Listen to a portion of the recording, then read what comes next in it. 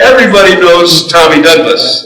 He's a Baptist minister who was out in the province of Saskatchewan, which is out in the prairies. It was a poor province, had a lot of economic problems, and he believed that healthcare was a human right that should be guaranteed to all. It wasn't a privilege that some should be able to figure out if they could figure out subsidies and exchanges and a few other things. It ought to be guaranteed to everybody. Now, as the leader of the populists, it was a cooperative Commonwealth Federation, that's what their party was called, the CCF. He championed universal health care for everyone in Saskatchewan. His proposal was perhaps the most politically explosive thing that ever happened in Canada. So you got to keep remembering, if you're gonna, what you're coming here to do in the United States, it's already, we've seen the movie of what happens. Now, the College of Physicians and Surgeons and the Canadian Medical Association and even the AMA put on a huge campaign against him, and particularly in the 1960 election, they were determined to get rid of him because he was such a burr under their saddle. Now, the people of Saskatchewan ignored it, and the scare tactics just didn't work, and they awarded Douglas a supermajority in the state parliament.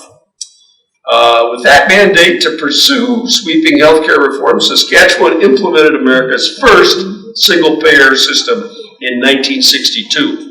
I was in medical school from 1959 to 1963, so I was right here in town, and we saw it all happening just across the border. Organized medicine was absolutely terrified. The idea of single payer terrifies the medical industrial complex. They really are worried when they see people like you getting together and thinking and starting and going out there and messing around and stirring up the troops in your states. In the summer of 1962, Saskatchewan's doctors went on strike. I mean, I was in medical school. Here they are, the doctors are striking just across the border. And they waged a vicious campaign against healthcare reform, describing the program as socialized medicine. Never heard that, have you? And the assault was going to be on the doctor-patient relationship. And you hear the same thing today. I mean, they have not changed their mantra. And in 23 days in Canada, in Saskatchewan, there were no doctors who would take patients. So Tommy Douglas started recruiting them from the United States and from Great Britain and Quebec, and pretty soon, after 23 days, the doctors relented because the people were firm in their determination that they wanted a single-payer system. Now, it's been an unmitigated success. And it wasn't long before every other province was looking over and saying, gee, those guys out in the prairie got this thing going. Why can't we have it here in Ontario? Or why can't we have it in Quebec? Or why can't we have it in Prince Edward Island or British Columbia? And by 1966, 3 years later, the Parliament enacted the Medical Care Act, creating a nationwide single-payer system. So it only took 3 years of it happening in one state, and then everybody watching to see if it worked. And then, lo and behold, it happened for all of Canada. Now, I was at the University of Illinois, and we were subjected to regular visits by the president of the American Medical Association. His name was Edward Annis, and he came up there and he'd say, boys, and in those days it was all men in my class except for 10 women out of 200, and there were only 2 black people in my class out of 200 at the University of Illinois in Chicago. So you know it was all white men like me in the class, and he said, boys, there ain't going to be any medicine like I had when I was coming into medicine. And that awful socialized medicine is going to take you down. Well, I finished my time in Chicago and went to Buffalo.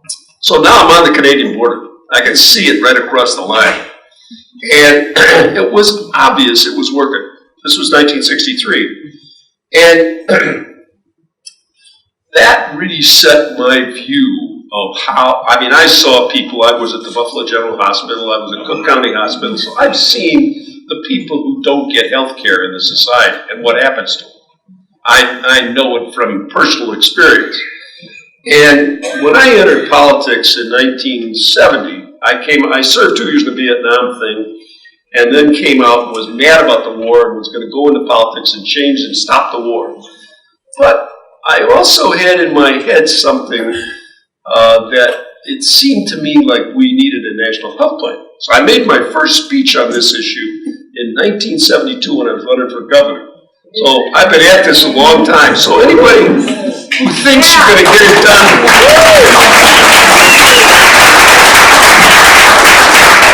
anybody who thinks you're going to get it done in a couple of weeks or a couple of months, go on home and forget about it. This is the business for long distance runners. This is a marathon that is going on and on. There are people like me. I'm not unusual. There are a lot of people who have been fighting for a long time on this. And I'd seen it happen by developing in a single province. And so when I entered politics, one of my goals was to be the Tommy Douglas of the state of Washington. I didn't tell anyone that. Because I knew what happened to Tommy Douglas.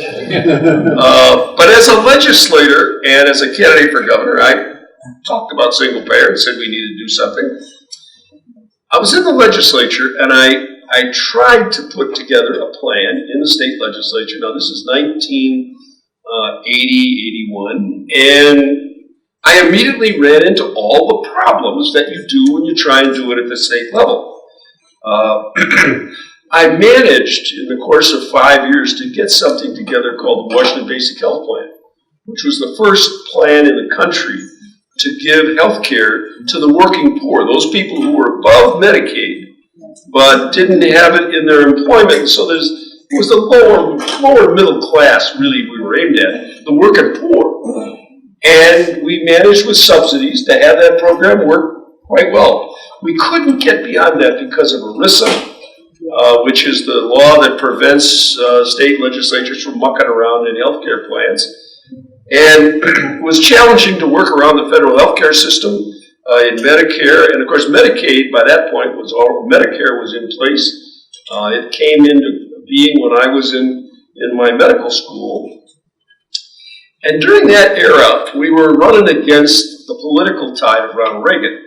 I came that close to being governor in 1980, but when No New Taxes Ronald Reagan came out, he blew all the progressives out of jobs all over the West. There was no one left when he was done. Magnuson and Culver and Church and all these people lost as this was happening out there. And I went to Congress. I actually was in the legislature for 17 years, as you've heard. And I finally decided, I'm going to go back to medicine. So I went out to Africa, and I was working out there. And my brother called me and said, there's a seat open. Come on back. We can work on national health. Because it's going to happen. And I said, yeah, leave me alone. I got 2 kids in college. I'm not coming running back to, chase after moonbeams here. Well, he convinced me to come. And I came back in 1988. And I wasn't interested in leadership or anything else. I just wanted to do national health. So I got myself on the Ways and Means Committee, and then the next thing we know, here comes Mrs. Clinton. And so I went through that whole thing. I was the organizer of the votes in the Congress for single payer. I had 95 votes, and Mrs. Clinton was very interested in talking to me because I had 95 votes, and she tried to figure out what she had to give me to make my 95 votes go with her. So I've been through the trenches in all of this. And my bill never became law. Now, for some people, they say, well, geez, you've been a failure. Well, no. You're here, which proves that what we're doing is we're laying the groundwork. It's going to happen. I don't have any doubts. The reason why it's going to happen is very simple. The problems that you have when you're facing the healthcare system is, one, access. You got to get everybody in, right? Secondly, you got to control costs. If you don't do those 2 things, you haven't got a system that works. Well, what we're dealing with today, is the United States lags behind everywhere else in the world. We spend 17% of our gross domestic product, and I can go on with figures about this, but Per capita, we spend $8,700 a person on healthcare in this country. The average in every other industrialized country in the world is $3,200. Think about it, 32 versus 8,700 bucks. And we don't cover everybody, and we have this fragmented system where people continue to fall through the cracks. Now, the outcomes in other countries are better than ours. I mean, just look at Sweden, Norway, Germany, any of the Japan, any of the industrialized countries, you will find that their infant mortality rate is better, their longevity is better, and everybody is covered. Nobody can be bankrupted by an illness or an injury.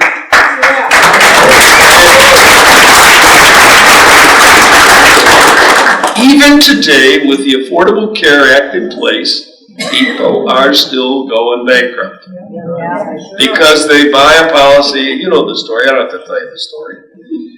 And we're spending all this amount of money and we're not getting anything. Now, I supported the Affordable Care Act reluctantly, but I did support it because I thought it's a start. It's sort of like landing on the beach in Omaha on D-Day in Normandy. We're on the beach. Can they throw us off the beach? And we got to land somewhere. And so we started with this bill. I sat through 61 attempts to repeal the Affordable Care Act. We beat them all back, ultimately. And this issue is now timely, and why your conference is in a good time, because we've now had a chance to see the Affordable Care Act work. And there's some problems, some big ones. First one, we don't cover everybody, right? I mean, that's just for starters. Secondly, we're seeing, if you look in today's newspaper or yesterday's newspaper, a rise in premiums. So the premiums are going up. It looks like 7.5% on average for 2016. Now this is in a year, remember, when there is no COLA for people on Social Security, because there's no inflation according to the government figures, right? But medicine is going up 7.5%. Now, the subsidies will reduce the problem for some people. But the fact is that too much is spent on private insurance. Annually, we spend $471 billion on paperwork alone. Now, if you meet a Canadian, ask them to show you their insurance card. In Ontario, they'll pull out their wallet and they'll show you. It used to be an orange card. I don't know what color it is now. But if you go to Quebec, it's green, and everybody in the province has the same card. If I ask all of you, take out your insurance card and hold it up and look for somebody who has one that looks like yours, you would have a hell of a time finding anybody who had the same insurance plan that you got, because we got this patchwork of a million different ways we go in this country, and it costs $471 billion in paperwork. So it's a huge waste. Now, the third thing is we're going to have to do something about the spending. We're just going to have to. There was a most recent story in the New York Times about some cardiologists in Indiana, just across the border here down a little ways. These three guys took in $5 million in fees. Three doctors, $5 million in fees from Medicare payments alone in 2012. Okay? It turned out that many of the services they provided were absolutely worthless. They were not, they put in stints, they did all kinds of stuff for people, but pacemakers, no use to them at all. And that's what's going on in this system, because this is a system that is, well, we've turned medicine from a profession into a business. And it hurts me to say that, but there is no question that it is a business model we're operating on, and the question is, How much can I do? How much can I get out of you when you come into my office? How do I figure out what I can, and I can tell you stories about that till cows come home. But the fact is that we are spending a lot of money on a lot of stuff that is useless. And we've got to be able to stop that. Now, the other thing that's happening is that fewer and fewer doctors go into the lower paying professions. They want to go into things where you can make a lot of dough, partly because of their debt. One of the things you got to think about in all this is when I went to medical school down here at the University of Illinois, it was $800 a year. $800 a year, period. Okay? Now, they come out of the University of Washington, where I'm from, at $175,000 in debt, and they're thinking about one thing: how do I make money to pay off that debt so I can go on with my life? So we're going to have to get back to the point where I put in a bill saying that medical school should be free. Right. And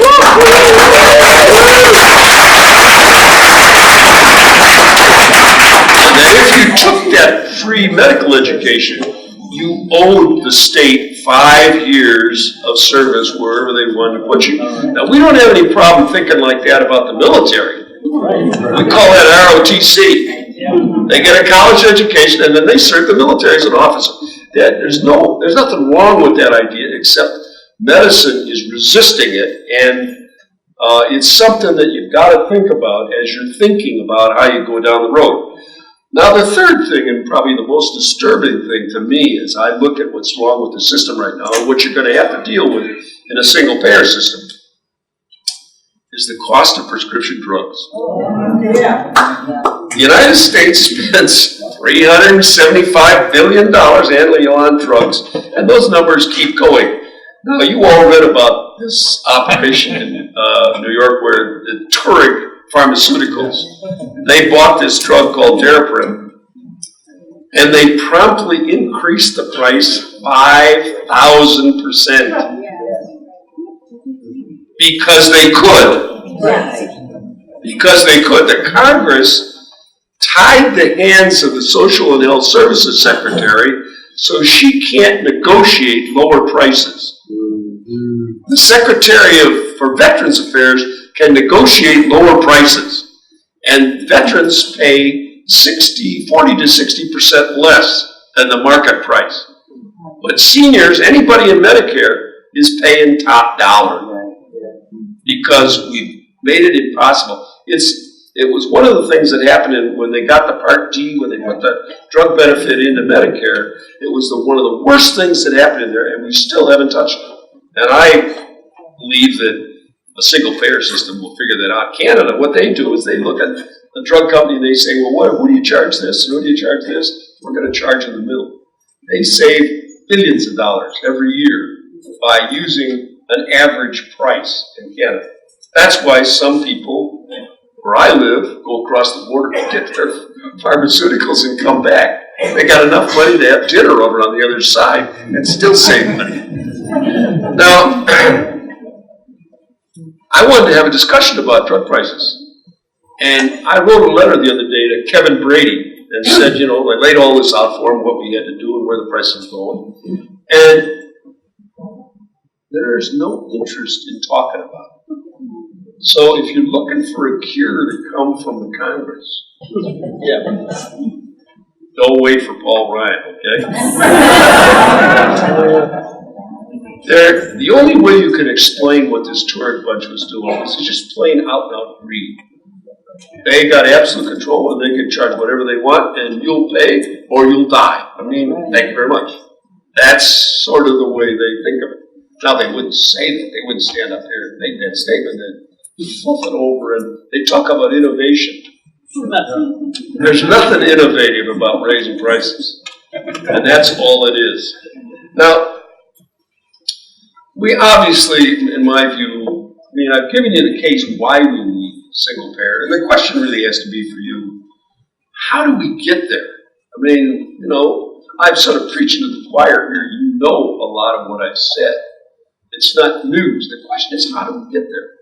And as you heard, I've introduced a bill, every year for a single-payer system, which allowed states to develop their own system, but nobody wanted to pass that bill, so I thought, okay, I'm going to put it back in. I'm going to make it right up front what this is about.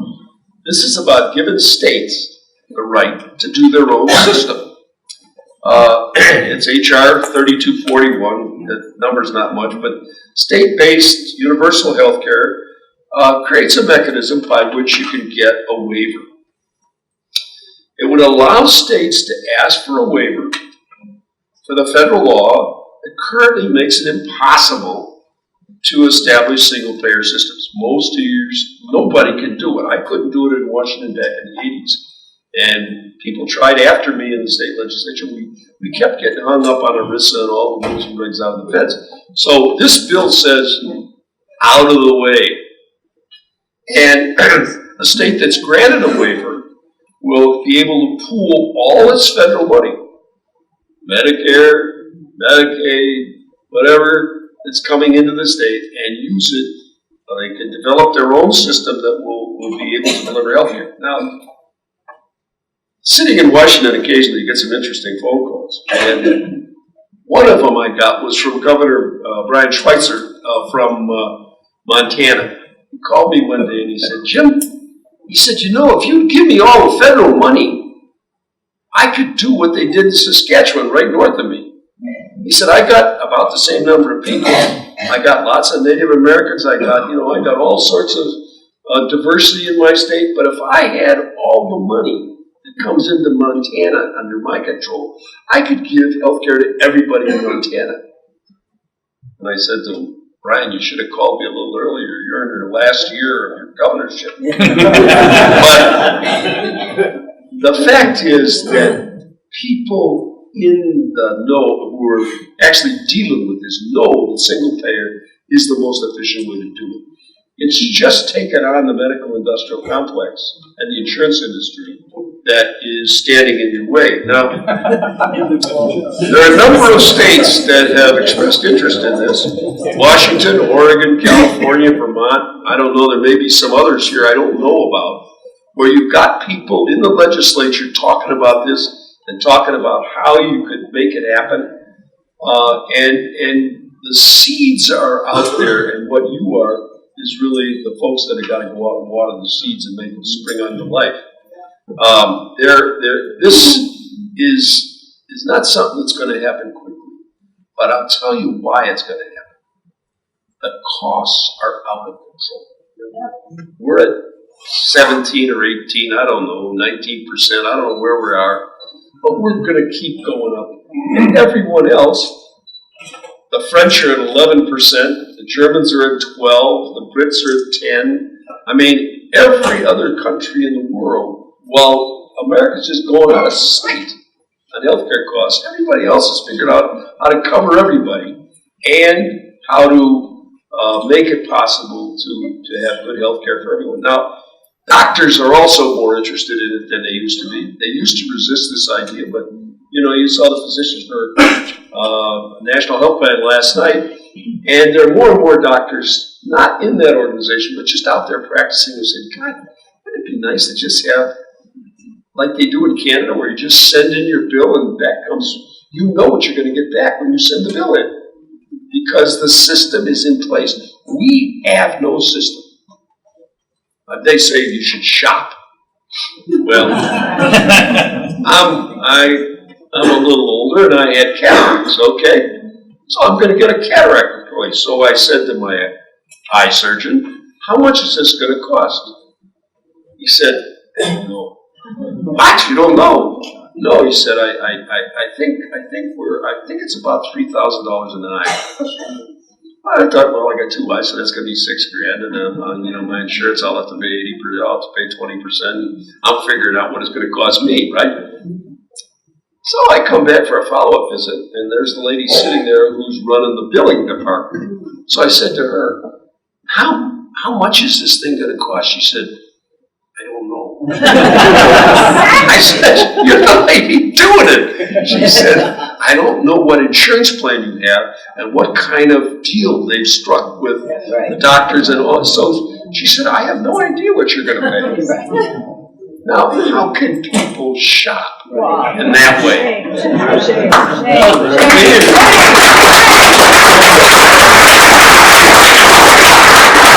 It's absolute nonsense. If you go into Macy's or Marshall Field or wherever the place you live, whatever, the Walmart, they can tell you what the price of something is. And it's not any mystery. But in medicine, it is an absolute mystery. It's done that way to hide it from all of you, so you'll never be able to figure it out. Now, my belief is that this also has an advantage. This single payer has a real advantage for those of you who live in states where they haven't taken the Medicaid. You know, they got those people down there saying, we don't like the federal government. The federal government's bad. They don't do anything good. They're no good at all. We're not going to. This bill says, put your money where your mouth is. You can have the money from the federal government, and you provide the money for your people in your state. Because if you live in, I don't want to get too much of a Westerner.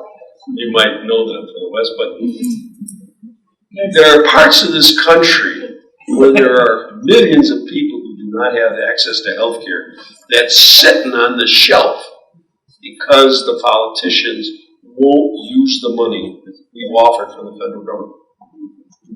And those people are getting no health care whatsoever, except what happens when they wind up being hauled into the emergency room after it's too late, in most cases, after their blood pressure's caused a stroke, or after the cancer, or all that stuff.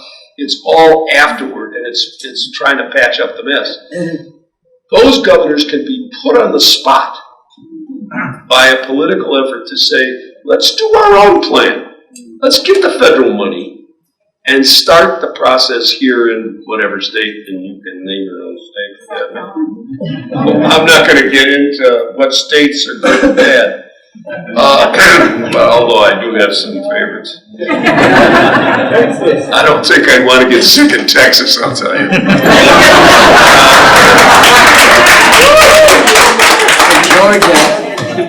The path forward is from the ground up. That's the essence of it, and you are on the ground. You are the ground up. It's going to come from you. That's what that started. You know, one guy in Saskatchewan said, you know, we ought to do this for everybody. And lo and behold, the people rose up behind him and carried him along, and they got it to happen. And that's really what is going to happen in this country. And I often, you know, I've given this speech more than once. If you want more facts about how bad it is, they gave me 10 minutes, I'm sure I've gone over that. But if you want to know more facts, this is a fascinating book called America's Bitter Pill. This gives you everything about what the ACA, what's good and what's bad in it. It tells you how it happened. It is a really interesting book if you're interested in understanding what's going on. But I always think of my favorite quote of all from Bobby Kennedy, which was, some men see things as they are and ask, why? I dream of things as they never were and ask, why not? And I think you have to keep that dream of why not alive and keep organizing on the ground to make it happen in your states. Thank you.